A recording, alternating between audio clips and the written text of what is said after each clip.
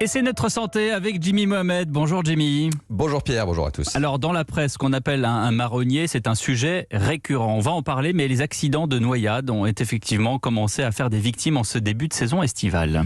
Oui, c'est quelque chose auquel on ne s'habituera jamais, mais les noyades sont responsables de 1000 décès chaque année en France et c'est même la première cause de mortalité par accident de la vie courante chez les moins de 25 ans.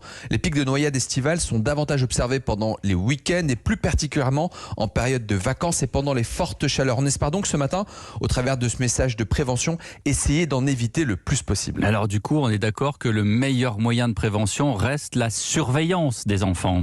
Exactement, il ne faut jamais laisser un enfant seul se baigner. C'est la seule chose à retenir probablement de cette saison, que ce soit dans un petit lac, à la plage ou même dans une piscine privée. Baignez-vous en même temps qu'eux ou bien désignez un adulte responsable de la surveillance. Je vous précise aussi que les systèmes d'alarme des piscines ne remplaceront jamais la surveillance d'un adulte. Je rappelle donc ce message de prévention qu'il convient de faire passer à votre entourage, à vos proches. Chaque enfant qui se baigne, eh bien c'est un adulte qui le surveille. Et bien sûr, l'autre volet de prévention passe tout simplement par l'apprentissage de la natation.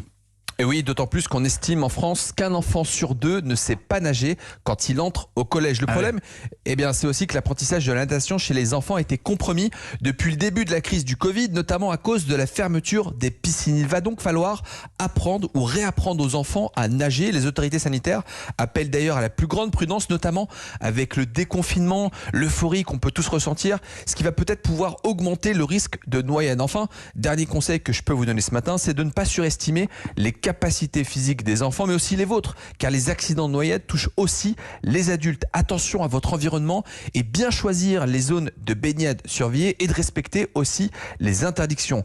L'été vient à peine de commencer, nous avons tout le temps de profiter, donc restons tous vigilants. Notre santé avec Jimmy Mohamed. Merci Jimmy, on vous retrouve tout à l'heure à 15h pour 100 rendez-vous.